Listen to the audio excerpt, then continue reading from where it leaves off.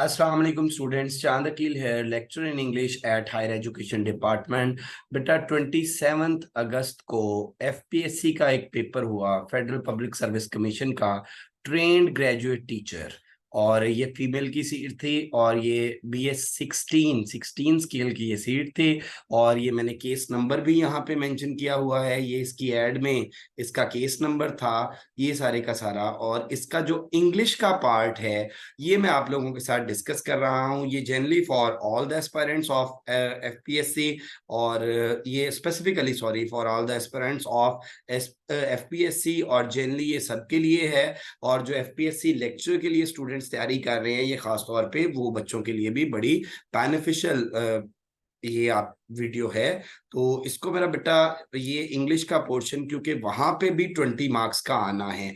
ये not only मेरा बेटा फॉर लेक्चर इंग्लिश, किसी भी लेक्चर में आप एफपीएससी में अपीयर होते हो तो इसके हवाले से 20 मार्क्स जो हैं वो इंग्लिश के होते हैं, 30 पैडागोजी के होते हैं और 50 आपके कंसर्न सब्जेक्ट के होते हैं। तो वो जो साइंसेज वाले बच्चे हैं या डिफरेंट डिसिप्लिन के बच्चे हैं जिन्होंने एफपीएससी के लिए लेक्चर के लिए अप्लाई किया हुआ है, ये वीडियो उनके लिए भी बड़ी बेनिफिशियल है। और ये 27 अगस्त को पेपर हुआ, और खास तौर पे उन लोगों ने जिन्होंने ये पेपर दिया और एफपीएससी ने इसकी की भी शेयर की, तो उनकी की के अंदर भी कुछ थोड़ी सी मिस्टेक्स हैं और कुछ कंफ्यूजन बच्चों को लेके, बच्चों को इस पेपर को लेके थी। तो वो सारी चीजों के इंशाल्लाह मैं इस डिस्कशन के अंदर, इस वीडियो के अंदर आंसर दूंगा। तो ये सारी की सारी वीडियो आप लोग देखिएगा, इंशाल्लाह ये आपके लिए बहुत यूजफुल होगी।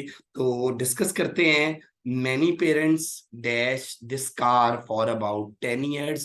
अब यहाँ पे देखें जी, ये जो बुनियादी तौर पे होता क्या है कि हमने एमसीक्यूज को क्रैक किस तरह से करना होता है कि जो गिवन आंसर्स हैं उन्हीं में से हमने सेलेक्ट करना होता है। अब यहाँ पे देखें मैनी पेरेंट्स, अब मैनी पेरेंट्स है तो सब्जेक्ट तो हमारे पास प्लूरल आ गया, तो ऑब्वियसली जो है वो वर्ब प्लूरल होना चाहिए। तो हैज बीन वाला तो ऑप्शन हम पेरेंट्स के साथ हैज बीन आ ही नहीं सकता। फिर हैव बीन वाला जो है, क्योंकि हैव बीन जो है ये परफेक्ट कंटीन्यूअस का स्ट्रक्चर है, तो ये भी यहाँ पे यूज नहीं होगा।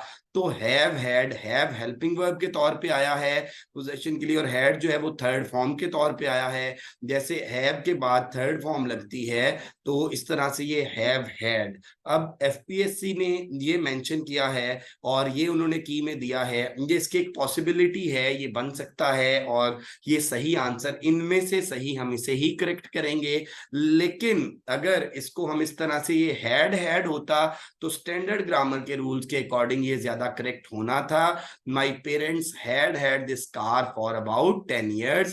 लेकिन क्योंकि वो ऑप्शन मौजूद नहीं है और नन ऑफ दीज भी यहाँ पे नहीं, और क्योंकि ये पॉसिबल बन सकता है इसलिए हैव हैड यहाँ पे आ जाएगा। हैव जो है वो हेल्पिंग वर्ब के तौर पे है और हैड जो है वो मेन वर्ब के तौर पे है।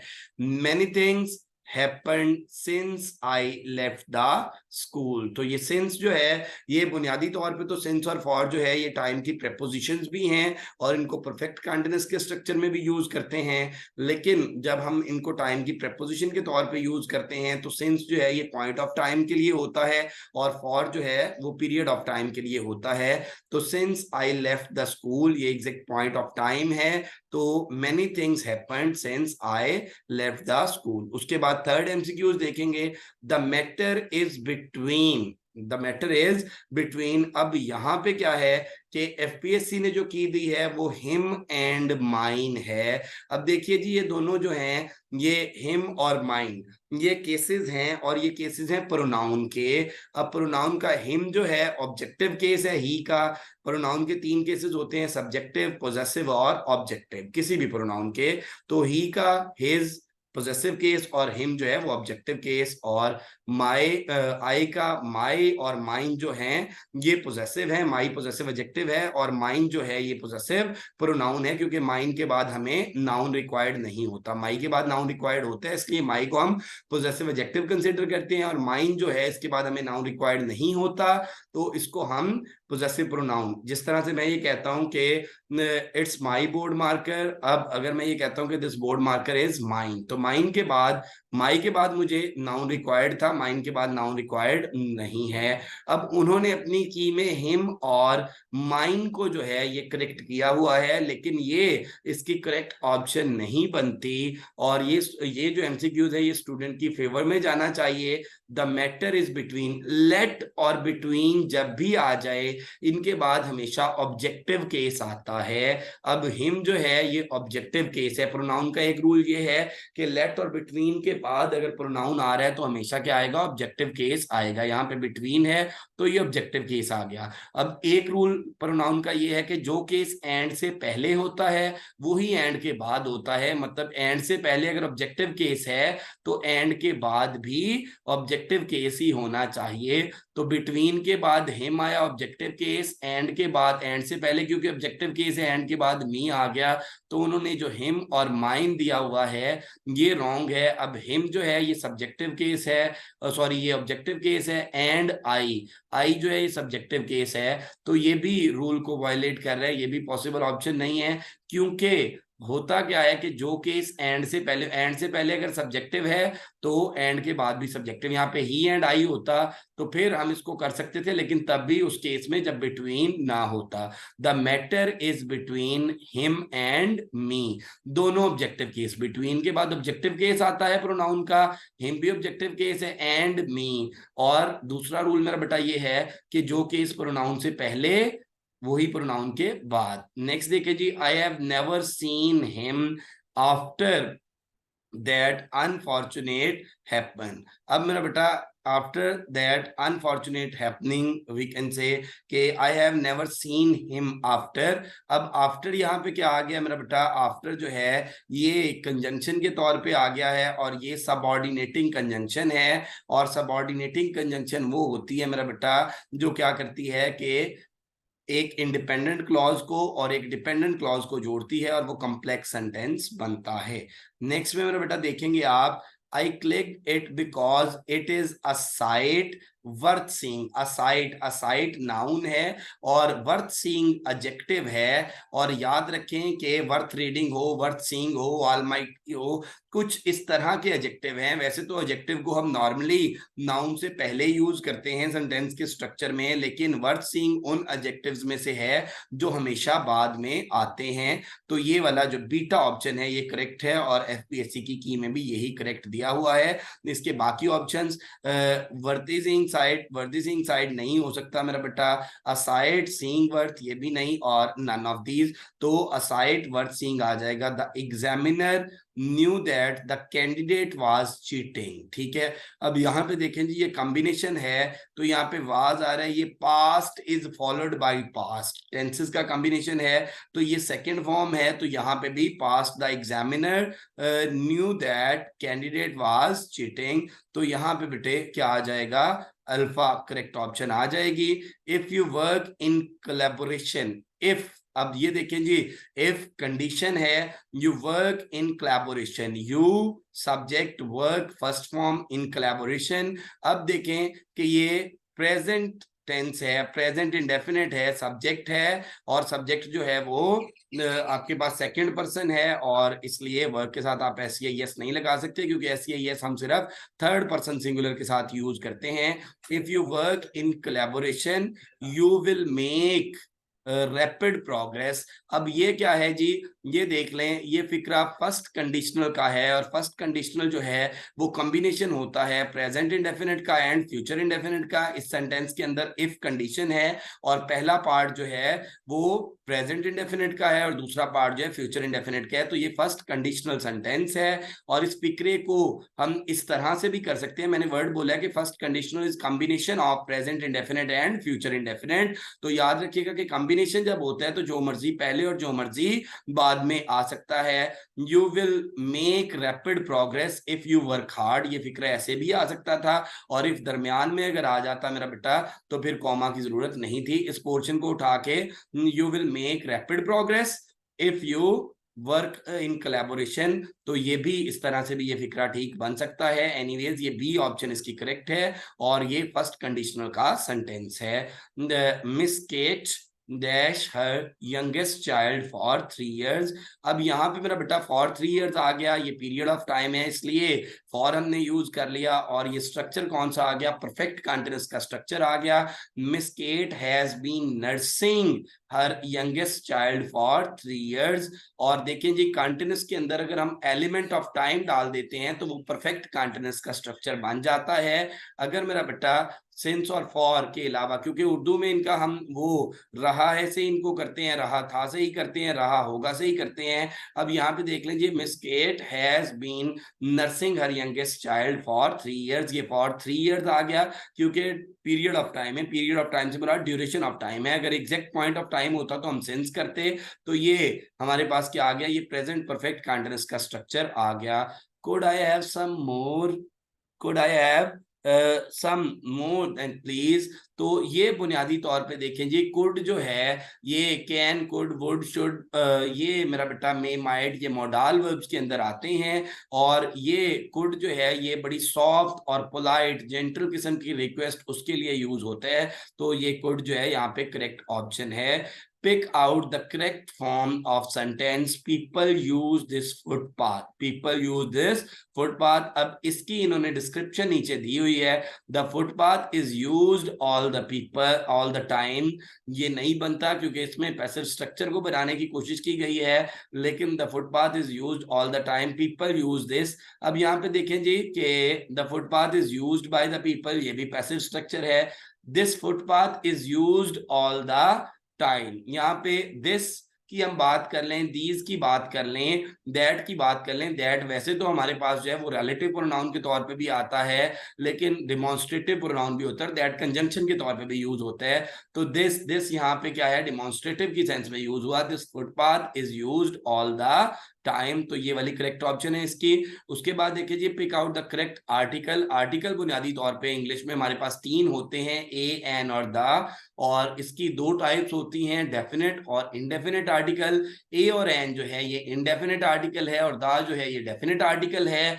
और ए और एन को हम सिंगुलर काउंटेबल नाउन से पहले यूज करते हैं, और द का यूसेज जो है ये आर्टिकल के हवाले से, एम के प्रिपरेशंस पे, ग्रामर के हवाले से। वैसे तो सारे टॉपिक्स के ही मेरे अल्हम्दुलिल्लाह लेक्चर हमारे यूट्यूब चैनल पर पड़े हुए हैं, लेकिन आर्टिकल के हवाले से भी डिटेल्ड लेक्चर आप एम के प्रिपरेशंस हमारा यूट्यूब चैनल है उस पर देख सकते हैं। There was a programme on television about dangers to the environment आ जाएगा।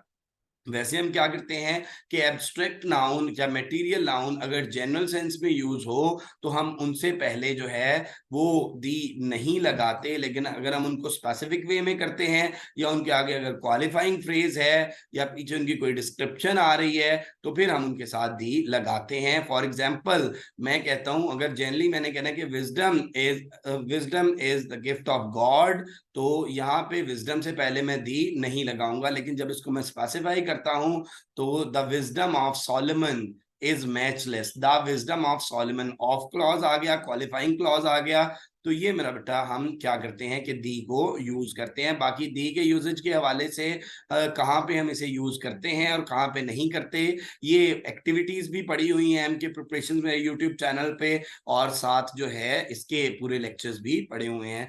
The player as well as the captain dash. अब देखें जी, हमारे पास एज वेल एज आ जाए, टुगेदर विद आ जाए, विद आ जाए, अलोंग विद आ जाए, तो हम हमेशा फर्स्ट सब्जेक्ट के अकॉर्डिंग वर्ब लगाते हैं। तो यहाँ पे द प्लेयर आ गया, सिंगुलर है तो वांट्स। हमेशा याद रखिएगा कि सब्जेक्ट वर्ब एग्रीमेंट का ये रूल है। सब्जेक्ट वर्ब एग्रीमेंट में जब आप उर्दू ट्रांसलेशन के अकॉर्डिंग वर्ब लगाने की कोशिश करेंगे ना, तो 90% चांसेस हैं वो आपका गलत होगा, क्योंकि हमने इंग्लिश के मेरा बेटा रूल्स को फॉलो करना होता है। तो the player as well as the captain. अब देख लें जी, as well as, along with, together with, accompanied by, with आ गया। तो इनसे पहले जो है इनके ये वाले जब कंजंक्शंस आ जाएं तो हम फर्स्ट सब्जेक्ट के अकॉर्डिंग वर्ब लगाते हैं। तो फर्स्ट सब्जेक्ट हमारा सिंगुलर है तो इसलिए थर्ड पर्सन सिंगुलर है, तो वांट्स यहाँ पे आ जाएगा, अल्फा करेक्ट ऑप्शन है।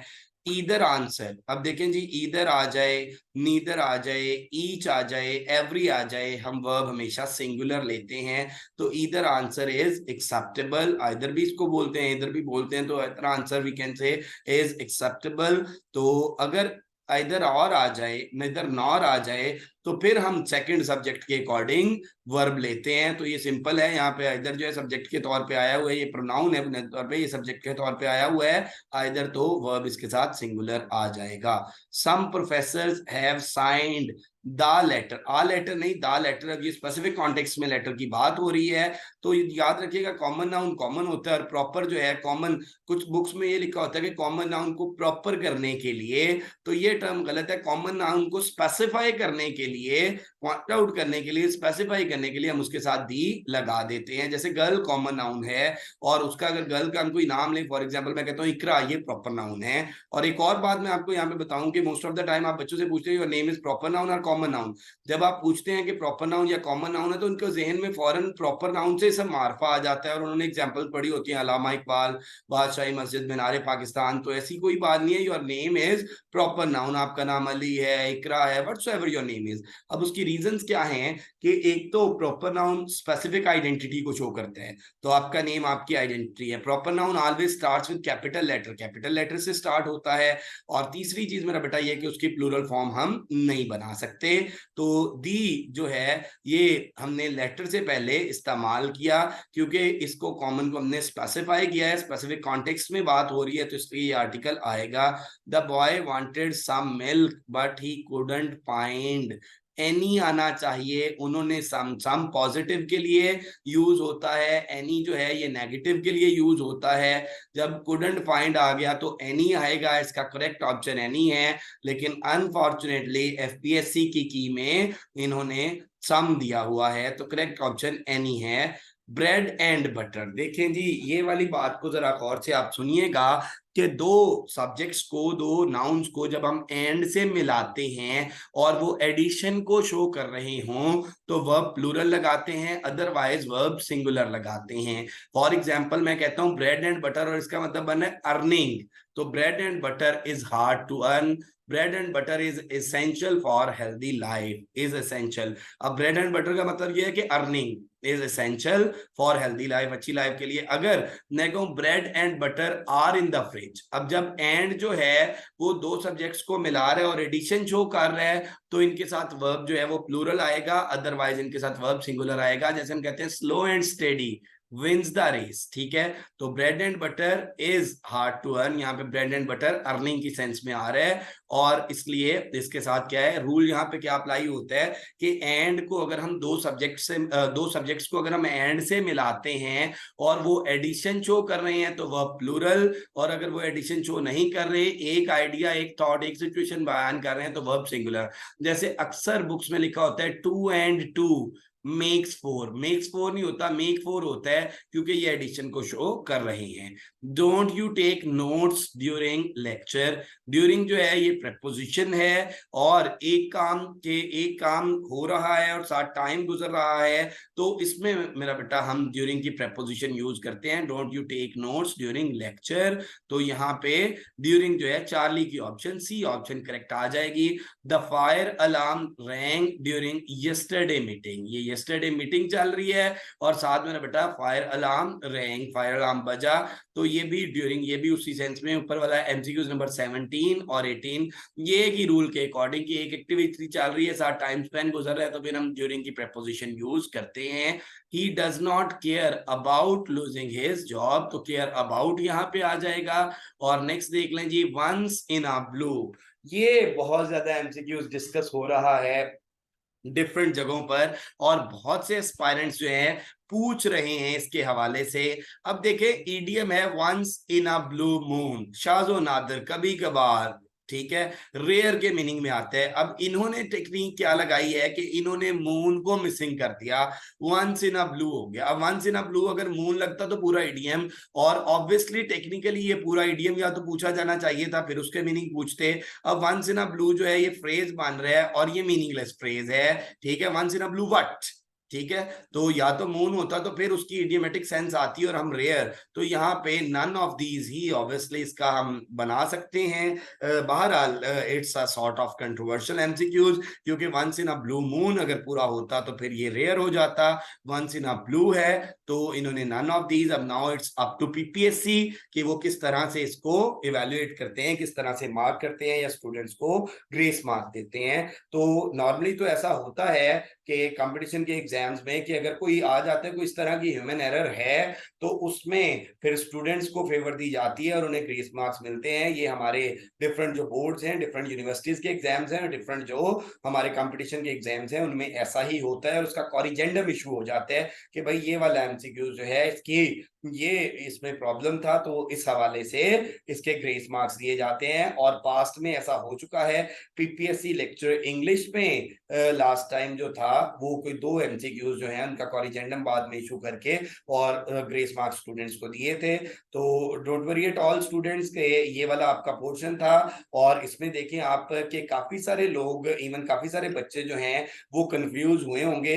चीजें तो ये वही हैं कि जो हम 9th-10th ग्रेड से स्टार्ट करते हैं और ऑनवर्ड हम पढ़ते हैं, बट अनफॉर्चुनेटली हमें ये आती नहीं है। और क्योंकि एफपीएससी इंग्लिश का सिलेबस चल रहा है, काफी सारे बच्चे वो जिनके पास बीएस और मास्टर्स की डिग्री होती है और उन्हें भी इन चीजों में कंफ्यूजन होती है, क्योंकि हमारे यहाँ पे वो जो प्रैक्टिकल ग्रामर है उसका या वर्कबुक सॉल्व करने के सच ट्रेंड नहीं है, तो हमने चीजों को बड़ा एक रैंडम वे में किया होता है।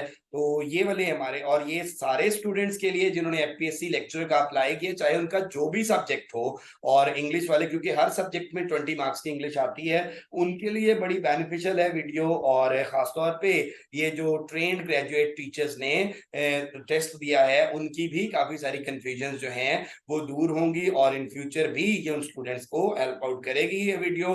तो हमारी मजीद वीडियोस को देखने के लिए यूट्यूब पर हमारा चैनल है एमके प्रिपरेशंस, उसको लाइक करें, सब्सक्राइब करें, बेल आइकॉन प्रेस करें। और अगर आप हमारे पेड सेशन को ज्वाइन करना चाहते हैं तो हमारा लेक्चर इंग्लिश का एफपीएससी का चल रहा है, बायोलॉजी का चल रहा है, जोलॉजी का सेशन हमारा चल रहा है, और उसके अलावा बॉटनी का है, फिजिक्स का है, केमिस्ट्री का है। और हमारे चैनल के ऊपर ही हमारे सारे सब्जेक्ट्स की वीडियोस भी पड़ी हुई हैं। एंड अल्हम्दुलिल्लाह हमारे जो पास स्टूडेंट्स हैं उनका रिजल्ट भी पड़ा हुआ है और उनके रिव्यूज भी पड़े हुए हैं। और रजिस्ट्रेशन का मेथड ये है कि आप हमारे जिस सेशन को ज्वाइन करना चाहते हैं उसके पोस्टर पे एक जो नंबर है वो कंसर्न टीचर का है और एक नंबर जो है हमारे एमके प्रिपरेशंस के जो ऑनर हैं सर मुबशिर उनका है। तो आप दोनों में से किसी भी नंबर पर राब्ता कर सकते हैं और वो आपको रजिस्ट्रेशन का मेथड बता देंगे। हमारे बड़े नॉमिनल से चार्जेस हैं लेक्चर के हवाले से, पूरे सेशन के हमारे 4000 चार्जेस हैं और इसमें कम्प्रीहेंसिव टेस्टिंग होती है। Thank you very much, stay blessed, Allah Hafiz.